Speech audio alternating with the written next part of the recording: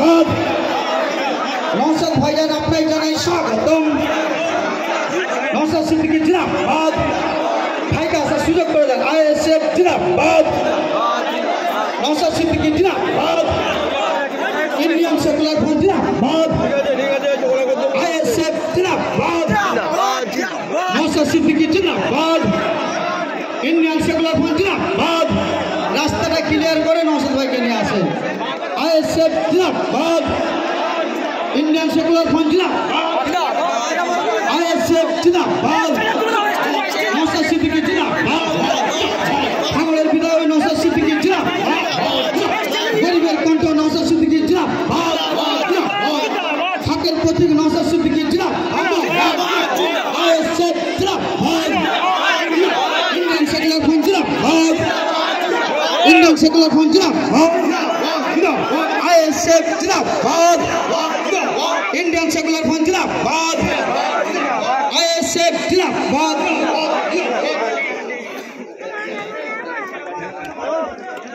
ভাই সাইড দেন, ভাইকে উঠার সুযোগ করে দেন। সময় খুবই সংক্ষেপ, সময় খুবই সংক্ষেপ। এখন ভাঙড়ের বিধায়ক নওশাদ সিদ্দিকী ভাইজানকে ব্যাচ পরিয়ে বরণ করে নেবেন আমাদের সাকরাইলের মেহবুব ভাই। না ভাই পড়ে নেন,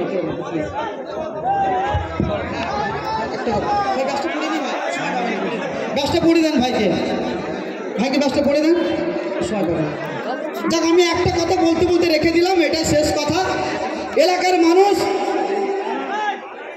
এলাকার প্রার্থীকে যদি আপনারা ভোট দিয়ে জিতান, যে কোনো সুযোগ সুবিধা যেটা পাবেন পাবেন, সেটা আমাদের চেয়ারম্যান যেভাবে কাজ করছে বুঝতে পেরেছেন। তবে সব থেকে বড় যে সুযোগ সুবিধাটা আপনারা পাবেন,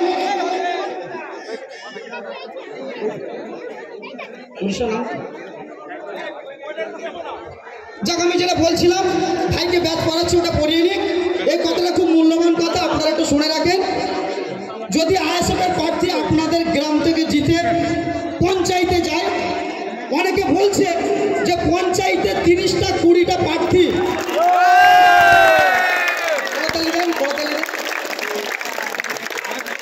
অনেকে বলছে পঞ্চায়েতে 20টা 30টা প্রার্থী, যে আইএসএফের 1টা 2টো প্রার্থী যদি পঞ্চায়েতে যায় সে একা কি করবে, তাদেরকে বলে দিতে যায় 20টা বেশি না 294টা বেশি। ভাই বলেন 294টা বেশি। 294টা বিধায়কের একটা বিধায়ক যদি ঘুম কেড়ে নিতে পারে, 20টার মধ্যে যদি একটা চলে যায়, বাকিটা নওশাদ ভাই আলোচনা করছেন আপনারা সব। ধন্যবাদ সকলকে।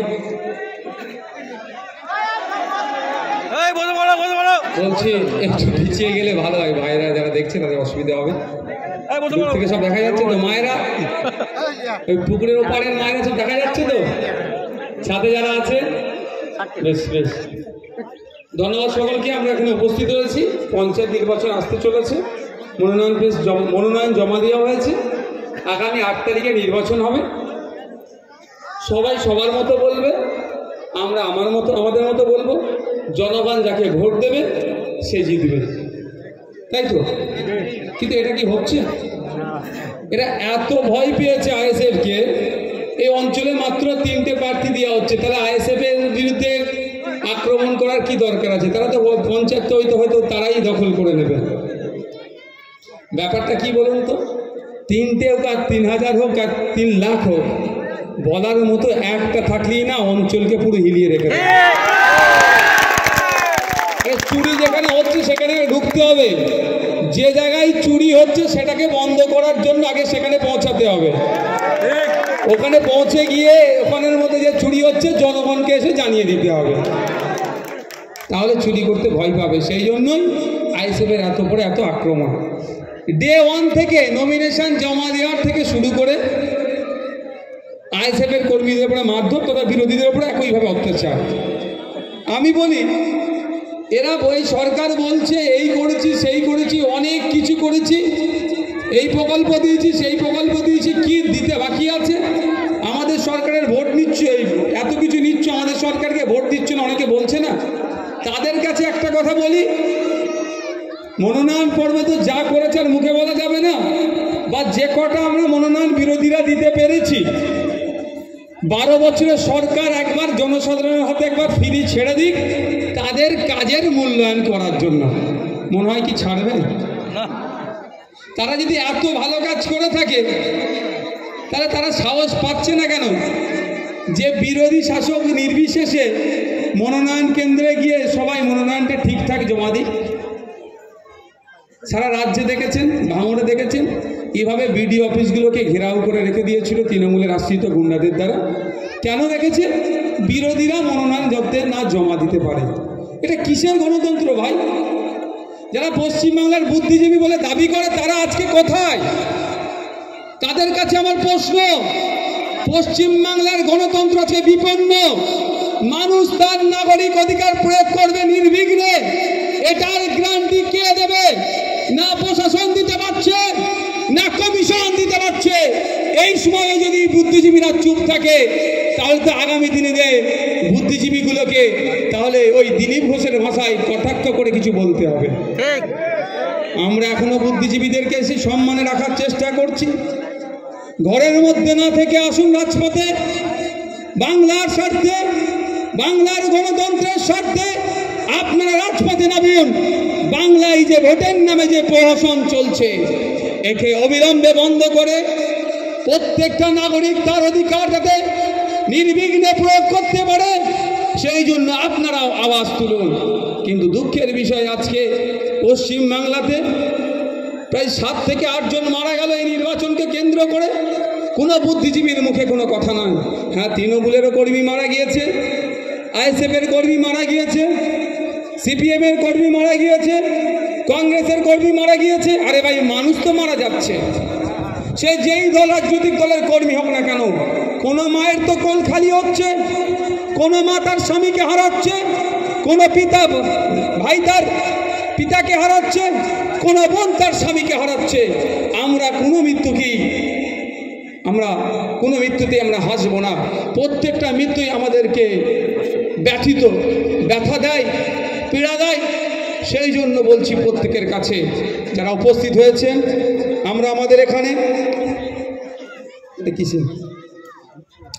আন্দুল অঞ্চলের 47 নম্বর প্রার্থী যিনি বুথে তিনি আমাদের হয়ে কন্টেস্ট করছেন, অর্থাৎ জনগণের হয়ে কন্টেস্ট করছেন। মানুষের কথা বলবেন। আগামী দিনে এই চুরির সমাজকে, যে চুরিটাকে যারা রাজনৈতিকভাবে প্রমোট করে প্রাতিষ্ঠানিক রূপ দেওয়ার চেষ্টা করছে, যারা দুর্নীতিকে যারা প্রাতিষ্ঠানিক রূপ দেওয়ার চেষ্টা করছেন, সেই বাসার মধ্যে ঢুকে এই দুর্নীতিটাকে যারা বন্ধ করার জন্য এই অঞ্চলে একাধিক বিরোধী দলের আছেন। তার মধ্যে আইএসএফের পক্ষ থেকে যে 3 জন তাদের লড়াইয়ের বার্তা নিয়ে এগিয়ে যাচ্ছেন। 47 নম্বর বুথে হাবিবুর রহমান মল্লিক সাহেব আছেন। আপনাদের কাছে অনুরোধ করব, 46 নম্বর বুথে রুবিনা মল্লিক মহাশয়া আছেন এবং 56 নম্বর বুথে হোসেন শেখ মহাশয় আছেন। আপনাদের কাছে অনুরোধ করছি, আপনারা যদি এনাদেরকে ভোট দিয়ে জিতাতে পারেন, কি করতে পারবে না পারবে পরে বলছি। তার আগে একটা কথা বলছি, এই 3 জনের ভয়ে অঞ্চলে দুর্নীতি বন্ধ হয়ে যাবে, এটা দায়িত্ব আমি নিতে পারি।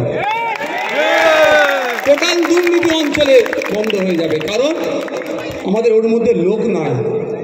দুর্নীতির আখড়া যেটা বানিয়ে দিয়েছে অঞ্চলটাকে, ওর মধ্যে আমাদের হয়ে বলার লোক নাই, চুরিটা ধরার লোক নাই।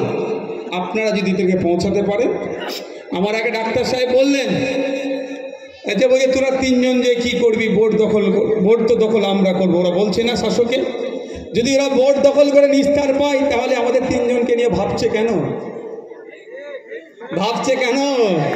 ও জানে নওশাদ সিদ্দিকী একাই বিধানসভার মধ্যে যা করছে, ওদেরকে বিধানসভার বাইরে যা করছে,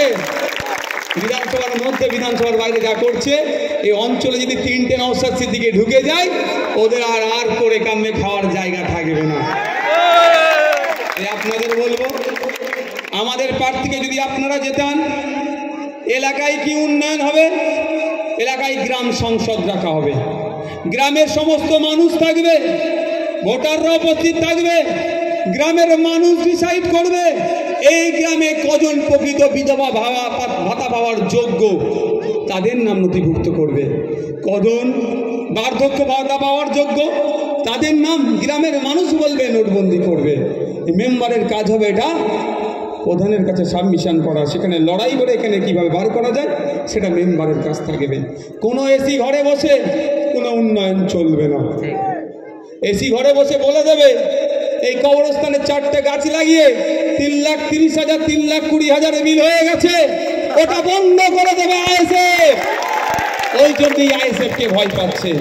কবরস্থানে হোক, শ্মশানে হোক, রাস্তার ধারে হোক, পাড়ার মোড়ে হোক, আর ফুটবল খেলার মাঠের ধারে হোক, যা উন্নয়ন আপনার বুথে হবে, আপনারা সাধারণ ভোটার যেটা বলবেন সেটাকে প্রধানকে করতে বাধ্য করাবে আইএসএফ।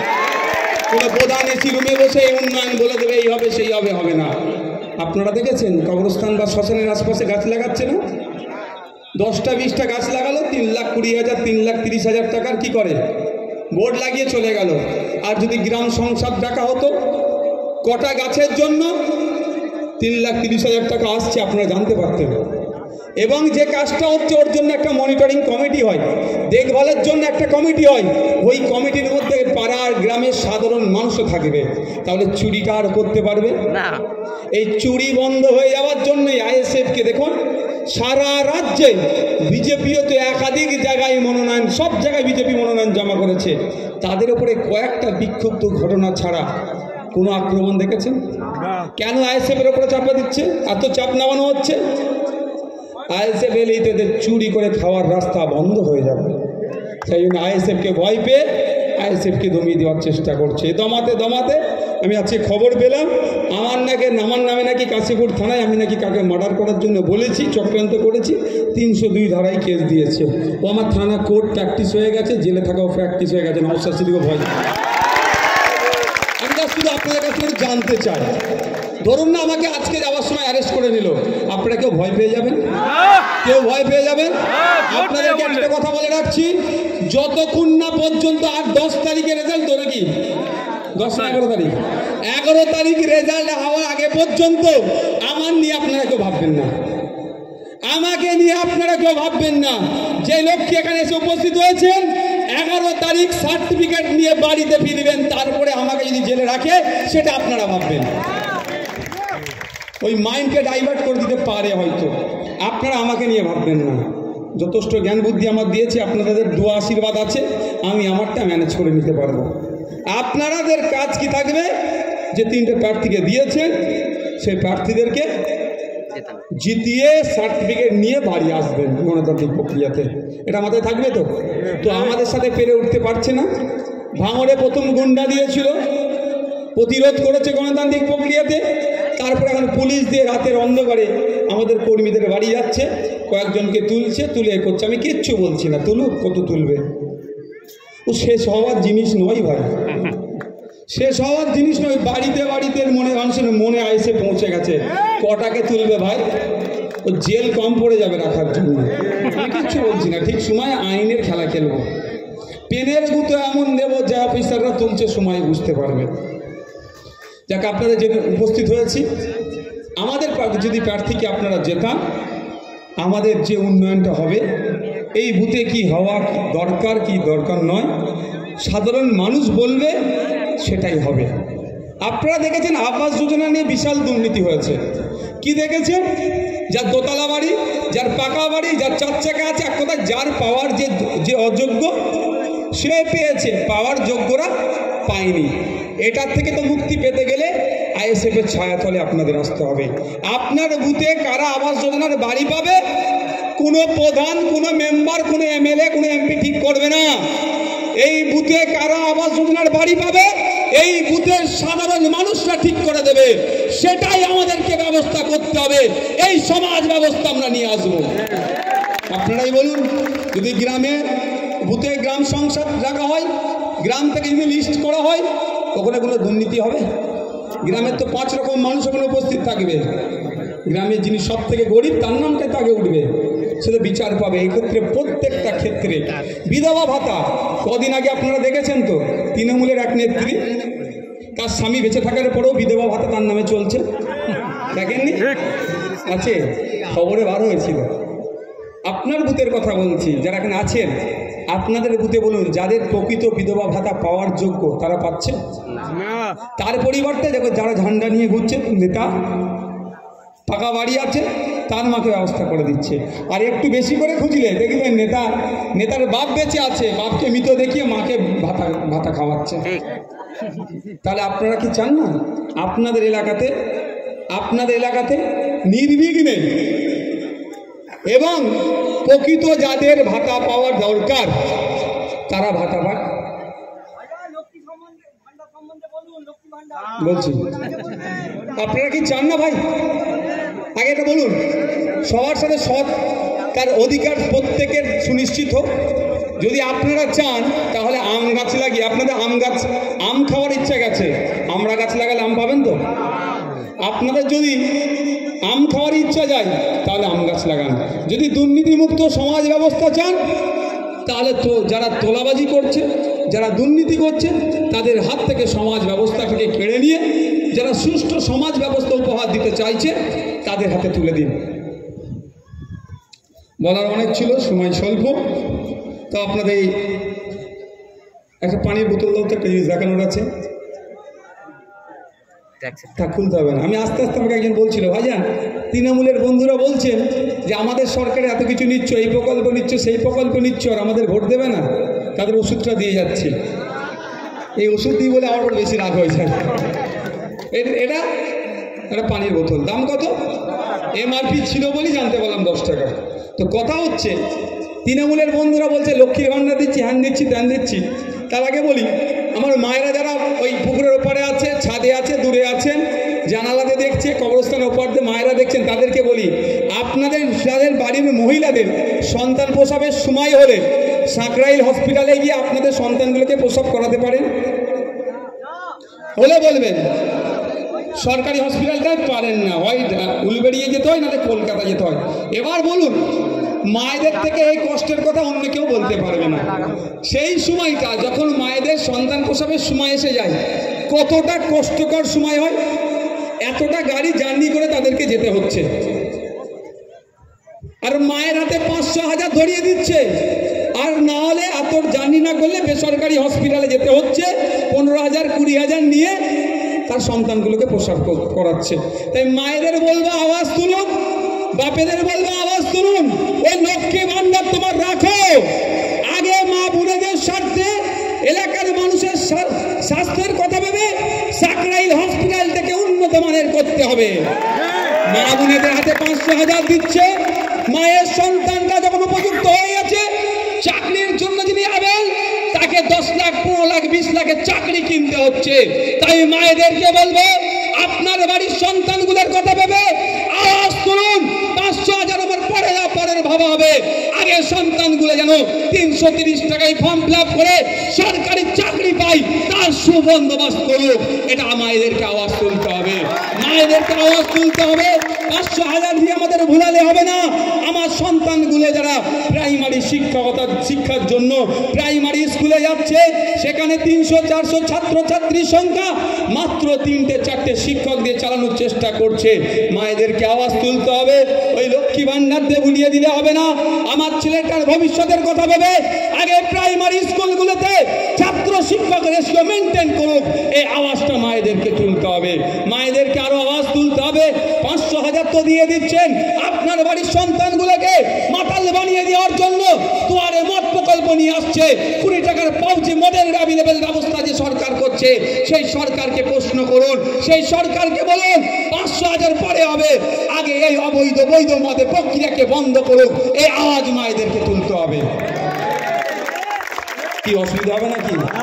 মায়ের হাতে 500 দিচ্ছে, 1000 দিচ্ছে, আর মায়ের ছেলেরা যাতে মাতাল হয়ে যায়, 20 টাকার পাউচ বলছে দুয়ারে বিক্রি হবে। এই সরকারকে প্রত্যাখ্যান করতে হবে। আজকে দেখুন না হসপিটালগুলোর কি অবস্থা করে রেখে দিয়েছে। এটা আজকের সমস্যা নয়, আমি 2016 সালে চিঠি করেছিলাম। আমরা সাকরাইল হসপিটালকে নিয়ে 2016 সাল থেকে আমরা চিঠি করে আসছি, কিন্তু এখনো পর্যন্ত হসপিটালের বিহাল থেকে হাল ফিরল না। ওই বেহালি থেকে গেল। কারণ অনেক কিছু আছে, সাধারণ মানুষ কয়েকটা পয়েন্ট নিয়ে নেন, অনেক কারণ আছে। প্রথম কারণ কি জানবেন? এলাকায় যে সমস্ত বেসরকারি হসপিটালগুলো আছে সেই সমস্ত হসপিটালের ম্যাক্সিমাম হসপিটাল মালিকের সাথে দেখবেন তৃণমূল কংগ্রেসের ব্লকের নেতাদের বা এমএলএদের একটা ভালো সম্পর্ক আছে। বলবো না বললে আপনারা বলবেন কেন? যদি সরকারি হসপিটালগুলো ঠিকঠাক পরিষেবা দেয়, কেউ টাকা খরচ করে আর 15,000 টাকা দিয়ে তার ফ্যামিলির কোনো মহিলা সদস্যার সন্তান প্রসব করাবে বেসরকারি হসপিটালে, সবাই তো সরকারিতে যাবে, তাহলে বেসরকারিগুলো মাছি মারবে তো নাকি? ওরা কি করেছে? যদি বেসরকারিগুলো তাহলে মাছি না মারতে হয়, সেই জন্য সরকারি পরিষেবাটাকে রুগ্ন রেখে বেসরকারিগুলোর রমরমা বাজার চলছে। আর দিনের শেষে হয়তো দেখুন একটা হেভি পার্সেন্টেজ এ নেতাদের ঘরে চলে আসছে। যারা আমাদের সাথে এই দ্বিচারিতা করছে তাদের বিরুদ্ধে আমাদের রুখে দাঁড়াতে হবে তো নাকি? কি লাঠি হাতে রুখে দাঁড়াবেন? বন্দুক হাতে? গুলি হাতে? কি হাতে হবে? সংবিধান হাতে। সংবিধান হাতে রুখে দাঁড়াবেন। মানুষ, দেশের সংবিধান মানুষের হাতে সর্বোচ্চ ক্ষমতা দিয়েছে। আমাদের দেশের সংবিধান আপনার হাতে সর্বোচ্চ ক্ষমতা দিয়েছে, সেটা ভোট। তো ভোটের মাধ্যমে এই সমস্ত তোলাবাজ দুর্নীতিগ্রস্ত নেতাদেরকে পরাস্ত করুন। আজকে এই সরকারের আমলে কে শান্তিতে আছে বলুন তো? কে শান্তিতে আছে?